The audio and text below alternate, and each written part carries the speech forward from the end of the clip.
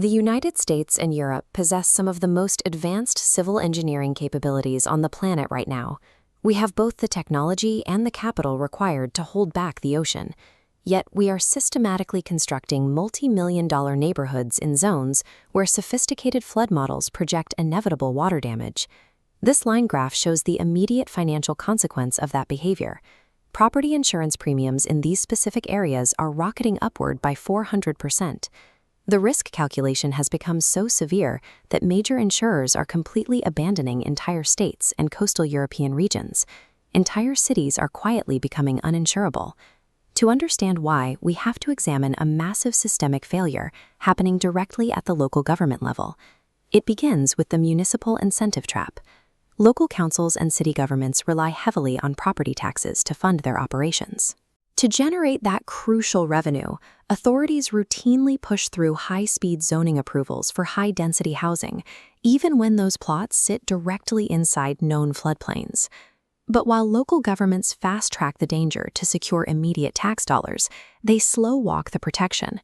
In the UK and the US, a project to build a modern concrete flood defense system can be stalled for 15 years by administrative delays.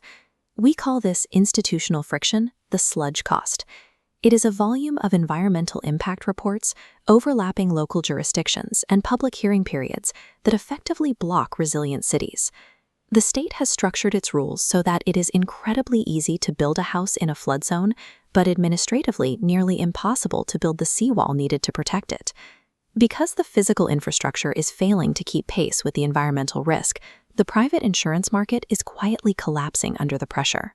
Major insurance providers are executing a systematic retreat.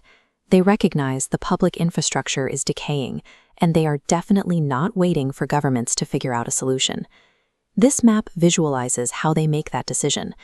Providers run algorithmic climate models against existing infrastructure to analyze future viability block by block. When the algorithms show the math no longer works, insurers drop coverage for hundreds of thousands of homes across these vulnerable regions. The private market has spotted the trap and pulled the ripcord.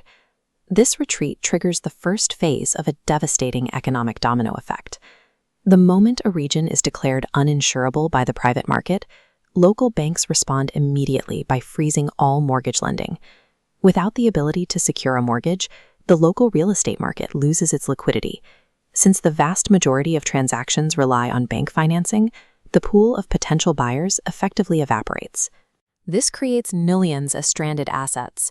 Homeowners are unknowingly sitting on properties that appear highly valuable on paper, but because the mechanism for financing a purchase is gone, the actual market value of those assets faces a terminal decline towards zero. Without the leverage of the mortgage, entire neighborhoods are slowly turning into economically radioactive traps for the people who live there. Here is the final irony. When the real estate market freezes, local property tax revenue evaporates. The city goes broke, leaving them without funds to build the infrastructure that could have saved these neighborhoods, creating an inescapable doom loop. While the 2008 crash was driven by subprime mortgages, analysts warn that uninsurable real estate represents the next major systemic risk to the global economy. Until Western governments remove the institutional sludge blocking massive climate defense infrastructure, the global housing market rests on a foundation of unhedged physical risk. This failing infrastructure reaches far beyond the housing market. It is actively suffocating our power grids. To see the $100 billion trap hiding in your electricity bill right now, click the video on your screen.